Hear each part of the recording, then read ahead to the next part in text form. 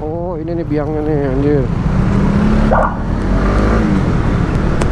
Ini lurus sebenarnya ada jalan nggak sih? Nggak ada ya. Nah kita lewat sini. Oke ini mah udah ketemu jalan aspal ya. Nanti aja kita lanjut lagi videonya ya. Yuk. Ya jatuh. Oke, assalamualaikum warahmatullahi wabarakatuh. Ini tadinya rencana hari ini kami tuh mau ke kantor gitu ya, ngetes rute kantor. Plus di dekat kantor itu ada jalan jelek, jadi mau ngetes kinerja suspensinya ceritanya gitu. Dilalah kadarullah, hujan dari pagi sampai jam berapa nih, sampai tadi jam 4 baru kelar ya, baru kering. Jadi KB baru berani jalan nih, nyobain. Jadi pada akhirnya KB memutuskan ya udah sore ini gue jalan dengan pertimbangan takutnya besok pagi hujan lagi. Kalau hujan lagi berarti KB nggak ngantor lagi ya kan. Sementara kilometer belum nambah-nambah nih dari semalam nih, 6,7 kilo masih. Jadi ya karena hari Jumat udah harus diambil, ini kan hari kedua nih, hari Rabu hari kedua, hari Selasa hari kedua ya. Hari Jumat udah diambil, jadi ya daripada ya udahlah kita nikmatin aja si motornya buat nambah kilometernya gitu kan. Sekalian ini sih apa, ngetes konsumsi BBM-nya gitu kan. Daripada ntar hari Jumat diambil kilometer kagak nambah-nambah, 10 kilo aja nggak nyampe misalnya gitu kan. Tapi ini nyampe lah insya Allah. KB target sebelum dipulangin itu paling nggak 50 km, paling nggak gitu ya, paling nggak 50 km targetnya di tangan KB ya. Meskipun kalau untuk konsumsi BBM ya idealnya itu 100 km lebih jaraknya, tapi kan apa ya, kalau tidak memungkinkan kayak KB ini saat ini nih, tidak memungkinkan untuk melakukan jarak sejauh itu misalnya gitu kan, ya udah kita pakai yang ada aja ya. Karena biasanya kalau di konsumsi BBM perhitungannya yang ideal itu dan tidak bias itu harus mencapai 100 km lebih. Kurang-kurang dikit oke, masih bisa diterima karena hasilnya tuh bisa bias.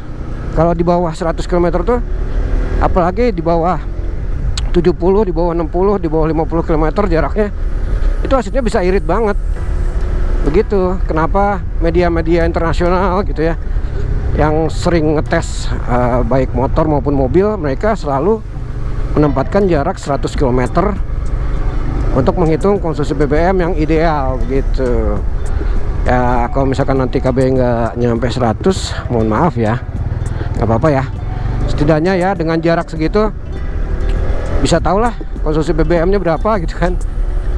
Kalaupun mau dihitung plus minusnya boleh, misalkan wah ini jaraknya terlalu dekat, kita kurangin aja, misalkan dapat 150 misal, kurangin aja nih karena hasilnya bias jadi 140, ya silakan aja. Atau jadi 145, nah enggak KB enggak, ini kok enggak keberatan kok.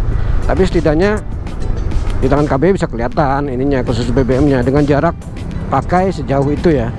Nah ini simulasinya juga pas orang balik kantor juga.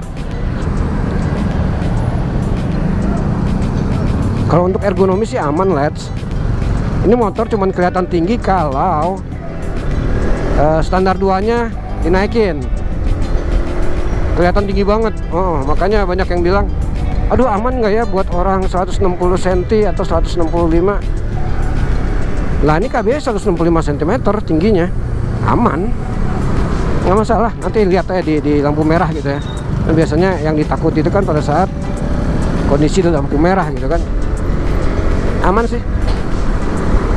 Meskipun kaki juga tidak menjejak tanah 100%, enggak, jinjit masih, cuman aman karena ini motor tidak condong ke satu sisi beratnya, aman. Nah ini juga kan simulasi kemudahan pada saat slap slip di kemacetan gitu kan, nyusahin gak ini motor gitu. Kalaupun nyusahin sejauh apa nyusahinnya kan, hal-hal seperti itu bisa diketahui. Selain bertujuan nambah ini juga kilometer. Untuk koplingnya sih ringan, namanya juga 150 cc ya. Bisa dibayangin kan 150 cc kayak gimana sih gitu kan. Bahkan tanpa assist slipper clutch pun ya bisa dibilang enteng banget. Ininya nih enak, ringan. Ya nih kami paling sebel kalau kondisinya kayak gini nih. Ada mobil di kanan pelan, yang kiri nggak bisa nyusul.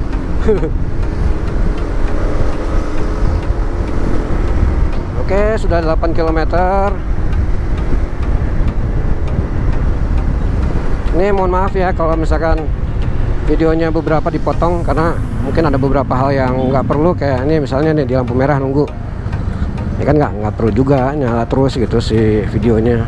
Selain ngabisin memori juga ngabisin baterai. Nah nih kaki KB nih, kelihatan nggak sih? Ya kaki KB ya. Tuh.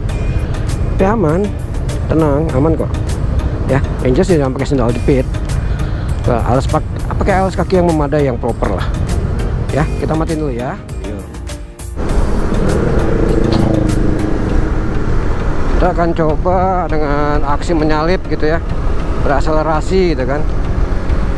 Jadi kita akan coba.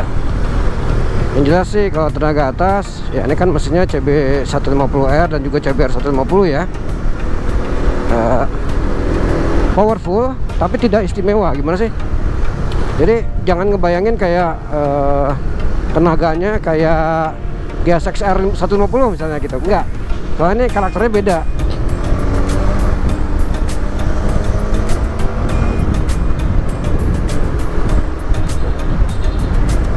Ya, aksi nyusul ya.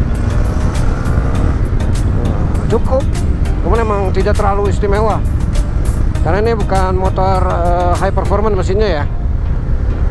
Si Nearlist Square ini, DHC Nearlist Square ini dibuat kayak emang lebih ke kasihkan city riding atau ya kayak gini, kayak touring gitu ya, berpetualang. Bukan high performance kayak RR, nggak kayak gitu dia.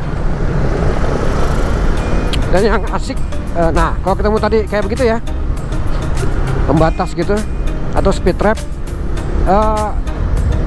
skoknya atau shock breaker belakangnya masih lebih lembut daripada CB150R, tapi jelas kalah kalau dibanding si ini CRF 250. Itu CRF 250 mah terbaik, itu empuk banget, luar biasa empuknya. Nah ini buat jepit paha juga enak, si tangkinya ya enak buat jepit paha, posisi paha maksudnya ya, enak. Nah tuh speed trap kayak gitu ya, dia masih lebih nyaman atau masih lebih empuk bantingannya dibanding CB150R atau CBR150 ya. Jadi kayak ada di antara CRF 250, nah lebih kayak CRF 150R ya, CRF 150L lebih mirip kayak gitu, hampir mirip. Cuman CRF 150 lebih empuk lagi dikit, paling empuk kan 250 ya, tapi tetap stabil dia. Nah kalau CRF 150 itu satu tingkat di bawahnya, terus baru si ini CB150X, kemudian CB150 dan baru CBR. Jadi kalau untuk hari-hari begini sih nggak masalah. Nah ini dari gigi 3 pun asiknya mesin kayak dia ini, DHC Nearlist Square ini, asiknya tuh torsinya tuh asik gitu. Torsinya tuh kayak terjaga di hampir semua rentang kecepatan. Kalau kayak pure DHC kayak misalnya GSX R150, KB juga pernah punya kan, ada. Itu harus turunin gigi. Kalau enggak ini banget dia, susah banget naiknya. Dia harus turunin gigi biar torsinya terjaga.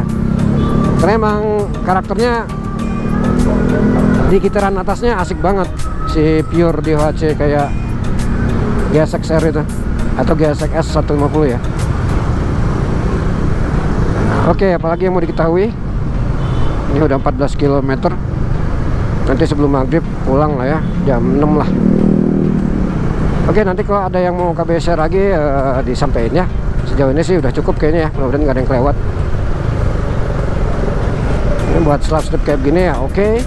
Tidak merepotkan, hati-hati stangnya ya. Karena biar bagaimana juga ini kan stangnya lebih panjang banding motor-motor kebanyakan. Nah, kita coba mau slip ke kiri sini. Kita harus lihat kiri belakang. Oke, aman. Set. Nah, begitu. Ini Haji Naman nih, daerah Haji Naman. Kita ke kiri aja, nanti putar baliknya di ujung lah, biar kilometernya agak lebih jauh lagi ya. Oke, yuk.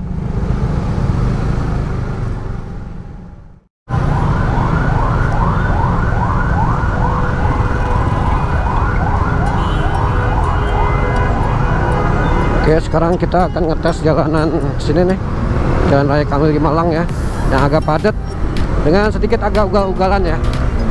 Ceritanya ngincer waktu misalnya, ngejar waktu misalnya. Itu dengan tetap mempertimbangkan dan memperhatikan keamanan, safety first tetap. Ini kan rute kebanyakan orang lah ya sini ya, kalau berangkat kerja ya. Kalau ini kan balik pulang lah ya ceritanya, pulang kerja.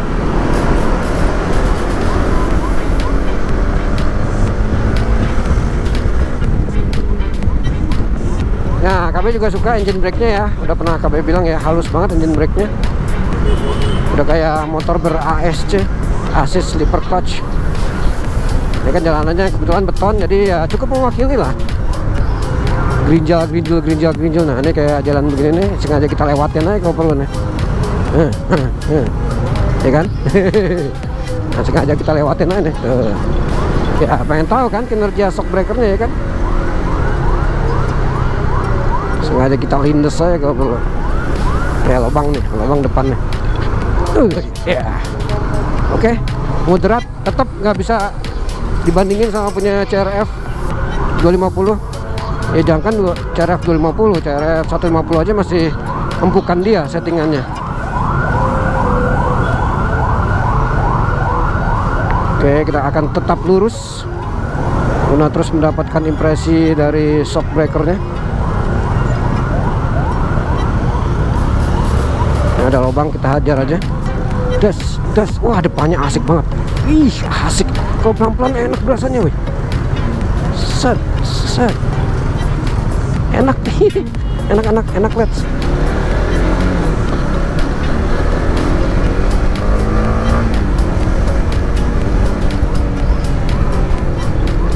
Ya. Oke lah. Ya, cukup nyaman. Tapi nggak bisa dibandingin dengan ini motor on off beneran, CRF misalnya 150 kayak 250 terbaik pasti. Nyaman banget itu motor, meskipun cenderung ini ya, cenderung nggak stabil ya pas dibawa kenceng karena terlalu empuk belakangnya. Oke, kita geber.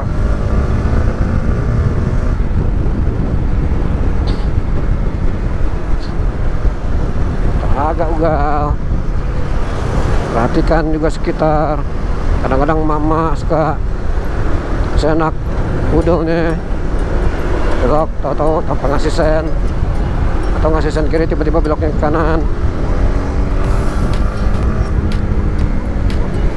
Remnya juga positif, KB suka. Kita akan terus lewat Pondok Bambu aja ya pulangnya ya, asumsi pulang kantor juga. Sesuai banyak pertanyaan kelotok-kelotok apa enggak, sejauh ini nggak ada yang aneh-aneh kedengeran, karena ini motor juga belum apa. Wih, tarikannya asik juga ya, di 8.000 nya oke nih, torsinya asik tuh, dari mulai 6.000 cukup nampol lah untuk 150 cc.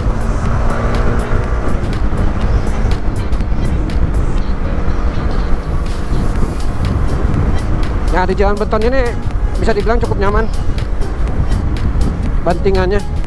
Kalau CBR lewat sini ya agak kebanting-banting. CBR 4KB ya, yang 2,5 RR besoknya emang cenderung keras buat stabilan dan handling. Ini kalau ergonominya emang buat nyantai banget ini motor, santuy banget ergonominya. Betot dari gigi 5 masih narik, mantap. Kita ugal dikit. ugal dikit. Iya, masih narik juga di 6 Oke lah. Performanya cukup memuaskan sih. Kalau kita menahan diri untuk tidak membandingkannya dengan 2,5 ya. Dan salah kaprah sih kalau sampai ngebandingin sama mesin 2,5, salah kaprah banget. Oh, ini nih biangnya nih, anjir. Ini lurus sebenarnya ada jalan nggak sih? Nggak ada ya. Nah, kita lewat sini. Oke, ini mah udah ketemu jalan aspal ya. Nanti aja kita lanjut lagi videonya ya. Yuk. Ya, jatuh. Astagfirullahaladzim, bener, untung aja gue pakai tali. Oke, let's. KB sudah sampai di rumah lagi. Aduh, maaf ya tadi ada bencana dikit. GoPro KB jatuh. Untung ditaliin ke helm. Udah kelihatan ya. Ini jarak tadi jalan-jalan sekarang sudah 24,2 km ya di trip A, oke. Sementara di trip B itu 28,6. Nah, penasaran nggak sih konsumsi BBM-nya udah jalan-jalan sebanyak 26,6, 28,6. Tapi ini waktu belum diisi BBM loh ya. Di tangan KB BBM belum diisi. Itu. Nah, di trip A dia 50,9. Irit gak? Tadi ya 24 km ya. Cukup lah ya, cukup irit lah ya.